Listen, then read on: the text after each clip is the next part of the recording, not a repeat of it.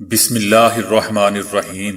السلام علیکم دوستو، دنیا بھر کی خبروں میں آج آپ سنیں گے، لیکن اس سے پہلے اگر ہو سکے تو لائک، سبسکرائب اور بیل آئیکن کا بٹن ضرور دبا لیں۔ شکریہ۔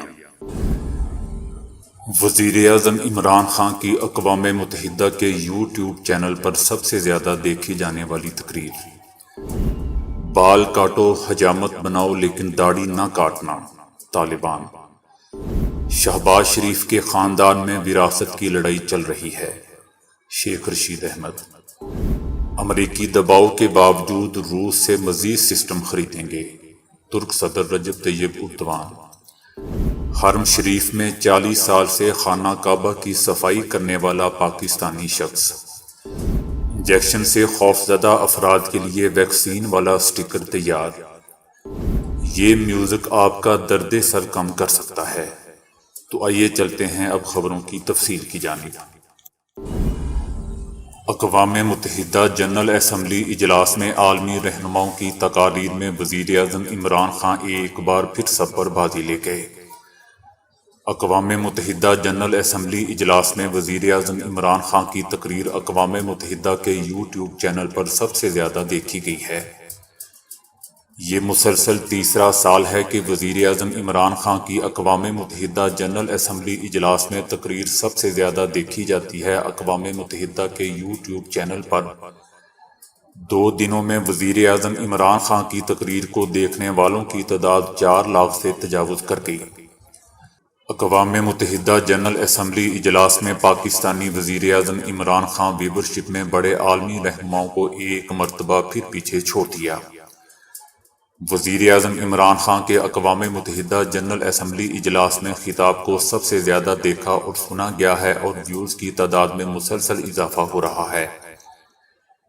4,27,000 سے زائد ویوز کے ساتھ وزیر اعظم عمران خان پہلے نمبر پر رہے۔ بھارتی وزیر اعظم مودی 1,77,000 ویوز کے ساتھ دوسرے، امریکی صدر جو بائیڈن 69,000 ویوز کے ساتھ تیسرے، چینی صدر 62,000 ویوز کے ساتھ چوتھے، برطانوی وزیر اعظم 47,000 ویوز کے ساتھ پانچویں، ایرانی صدر 45,000 ویوز کے ساتھ چھٹے، ترک صدر 27,000 ویوز کے ساتھ 7ویں نمبر پر رہے، جبکہ نیوزی لینڈ کی وزیر اعظم کی تقریر کو 9,000 لوگوں نے دیکھا ہے۔ جرمنی، فرانس، روس، ملیشیا، آسٹریلیا کے سربراہان کی ویورشپ بھی کم رہی۔ افغانستان میں طالبان حکومت آ گئی ہے، جو کہ پورے خطے کے لیے سب سے بڑی تبدیلی اور سب سے بڑا انقلاب ہے۔ ایسی حکومت جس نے اپنے راستے اور ذریعے خود نکالے، مگر ان کا منشور اسلامی تعلیمات اور شریعت سے ملتا جلتا ہے۔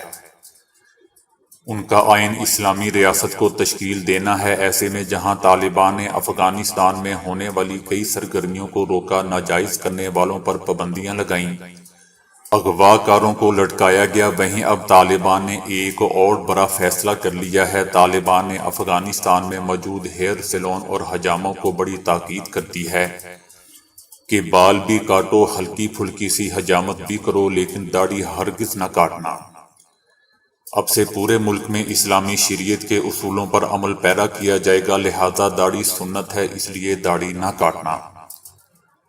امریکی سٹائل کی پیروی کرنا چھوڑ دیں، یہ ہمارے مطابق نہیں ہے۔ خلاف ورزی کرنے والوں کو جرمانہ بھرنا پڑے گا۔ صرف تاکید زبانی اعتبار سے نہیں کی گئی، بلکہ تمام سیلونز کے باہر باقاعدہ بینر چسپاں کیے گئے ہیں جن میں داڑھی نہ کاٹنے کی ہدایت لکھی گئی ہے، اور یہ واضح بتایا گیا ہے کہ اب امریکی فیشن کو چھوڑ کر دین کا راستہ اختیار کریں۔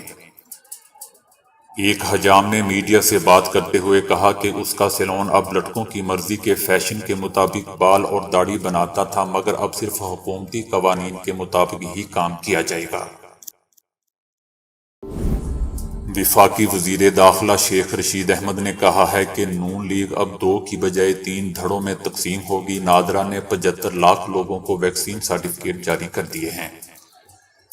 جعلی ویکسینیشن کے معاملے پر نادرا کا کوئی قصور نہیں ہے۔ وزیر داخلہ نے کہا کہ دستانے والے ہاتھ پاکستان کو نقصان پہنچانے کی کوشش کر رہے ہیں۔ ان کا کہنا تھا کہ تخریب کاری کا خطرہ موجود ہے، لیکن پاک آرمی تخریب کاری سے نمٹنے کی بھرپور صلاحیت رکھتی ہے۔ نیوزی لینڈ ٹیم کے دورے کو منسوخ کرنے والوں کے قریب پہنچ چکے ہیں، انہیں پوری دنیا کے سامنے لایا جائے گا۔ سنگاپور سے بھارت کے رابطوں اور 12 اکاؤنٹس پر مزید پیش رفت سامنے آ رہی ہے۔ شیخ رشید احمد نے کہا کہ شہباز شریف کو ضمانت دیتے ہیں کہ 2023 کے انتخابات شفاف اور غیر جانبدارانہ ہوں گے۔ الیکشن کمیشن اور حکومت قریب آ رہی ہے، جو اچھی بات ہے۔ الیکٹرانک ووٹنگ مشین سے انتخابات شفاف ہوں گے۔ ملک میں جوڈو کراٹے کا ماحول کم ہو رہا ہے۔ وفاقی وزیر شیخ رشید احمد کا مزید کہنا تھا کہ نون لیگ انتشار اور جوڈو کراٹے سے برباد ہوگی۔ شہباز شریف کے خاندان میں وراثت کی لڑائی چل رہی ہے، وہ اپنے لیے دم درود کروائیں۔ مسلم لیگ نون کو 2 کی بجائے 3 گروپ بنتے ہوئے دیکھ رہا ہوں۔ نون لیگ کے گھر کی باتیں گھر میں ہی رہیں تو اچھی بات ہے۔ ترک صدر طیب اردوان نے اس عزم کا اعادہ کیا ہے کہ امریکہ کے دباؤ اور اعتراضات کے باوجود روس سے مزید S-400 ڈیفنس سسٹم خریدیں گے۔ ترک صدر رجب طیب اردوان نے ایک انٹرویو میں کہا ہے کہ ترکی اپنے دفاعی نظام سے متعلق فیصلوں میں نہ تو کسی سے ڈکٹیشن لے گا اور نہ ہی کسی دباؤ کو خاطر میں لائے گا، جبکہ امریکہ کا کہنا ہے کہ ترکی کو امریکی F-35 یا روسی S-400 میں سے کسی ایک کا انتخاب کرنا ہوگا۔ ترک صدر نے روس سے S-400 سسٹم خریدنے سے متعلق کہا کہ ہم نے 2019 میں امریکہ کی مخالفت مول کر یہ سسٹم خریدا، کیونکہ ہماری اولین ترجیح ملک کی سلامتی ہے، اور ضرورت پڑی تو مزید بھی خریدیں گے، چاہے کوئی بھی ناراض ہو جائے۔ ترک صدر نے مزید کہا کہ امریکہ نے $1.4 ارب کی ادائیگی کے باوجود اب تک F-35 طیارے فراہم نہیں کیے ہیں، تاہم اس کے باوجود ہم روس سے S-400 سسٹم کی خریداری جاری رکھیں گے۔ خانہ کعبہ دنیا میں وہ مقدس ترین مقام ہے جہاں امت مسلمہ کا ہر فرد جانے کی خواہش رکھتا ہے۔ دنیا بھر سے عازمین حج اور عمرہ کی سعادت حاصل کرنے خانہ کعبہ کا رخ کرتے ہیں۔ وہیں حرمین شریفین میں چند ایسے خوش قسمت لوگ بھی موجود ہیں جو کئی سالوں سے اپنے فرائض انجام دے رہے ہیں اور جنہیں دن رات ہر وقت خانہ کعبہ کی زیارت نصیب ہوتی ہے۔ انہی میں سے ایک پاکستانی شخص احمد خان بھی شامل ہے، جن کا تعلق پاکستان کے علاقے منڈی بہاؤالدین سے ہے، جن کی عمر 61 سال ہے۔ وہ گزشتہ 40 سالوں سے حرم شریف میں صفائی ستھرائی کے کام پر مامور ہیں اور اپنے فرائض بخوبی انجام دے رہے ہیں۔ احمد خان 1983 میں 23 سال کی عمر میں جب سعودی عرب گئے تو انہوں نے کبھی نہیں سوچا تھا کہ وہ زندگی کے آئندہ 40 سال مکہ مکرمہ میں گزاریں گے اور خانہ کعبہ کی صفائی ستھرائی کا کام کریں گے۔ احمد خان نے بتایا کہ جب وہ سعودی عرب آ رہے تھے تب انہوں نے اپنے والدین سے وعدہ کیا تھا کہ وہ بہت جلد پاکستان واپس آ جائیں گے، تاہم حرم شریف کی خدمت میں وہ ایسے مصروف ہوئے کہ دوبارہ وطن واپس نہیں جا سکے۔ خوش قسمت احمد خان کا کہنا تھا کہ میں 40 سال سے خانہ کعبہ کی صفائی ستھرائی کے کام پر مامور ہوں اور یہاں وہ نماز کی ادائیگی بھی کر رہے ہیں۔ انہوں نے کہا کہ اللہ نے مجھے اسی کام کے لیے منتخب کیا تھا جس پر اپنے رب کا دل سے شکر گزار ہوں۔ احمد خان اب حرم شریف میں صفائی ستھرائی کے شعبے کے سپروائزر ہیں۔ ان کا کہنا ہے کہ یہاں مجھے اپنے گھر جیسا لگتا ہے اور میں نے خود کو کبھی یہاں اجنبی محسوس نہیں کیا۔ ماہرین نے سوئی لگوانے سے خوفزدہ افراد کے لیے ویکسین سے بھرا ہوا پیبند تیار کیا ہے، جو ابتدائی آزمائش میں سوئی والی ویکسین سے بہتر اور مؤثر ثابت ہوا ہے، جس میں بہت ساری باریک سوئیاں نصب ہیں۔ جب انہیں جلد پر چپکایا جاتا ہے تو سوئیوں میں موجود ویکسین کی خوراک جلد کے اندر سرایت کر جاتی ہے اور یوں ویکسین دینے کا عمل مکمل ہو جاتا ہے۔ اس کا ایک فائدہ یہ ہے کہ جلد میں امنیاتی خلیات موجود ہوتے ہیں جو عموماً ویکسین کا ہدف ہوتے ہیں۔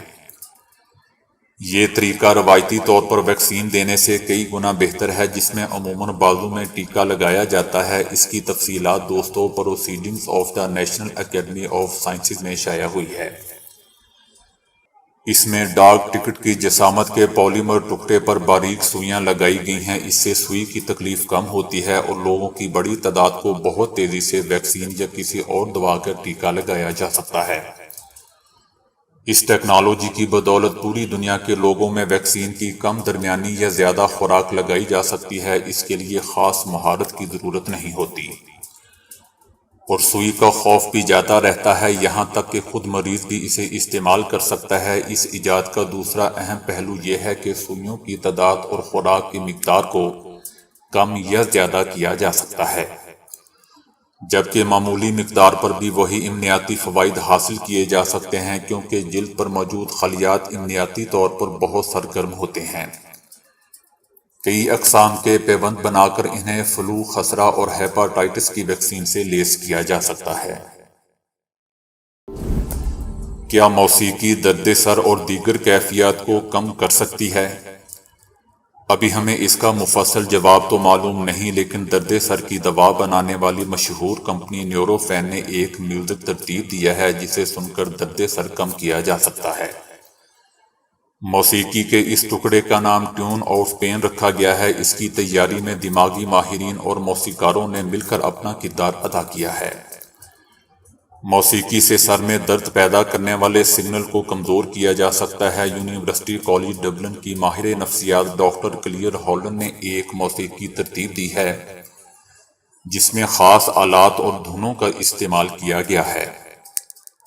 اس میں گٹار، پیانو، گھنٹیوں اور دیگر آوازوں کو شامل کیا گیا ہے۔ اسے ہزاروں مریضوں کو درد کی کیفیت میں سنایا گیا ہے اور ان سے میوزک سننے سے قبل اور بعد میں درد کی شدت کے بارے میں پوچھا گیا۔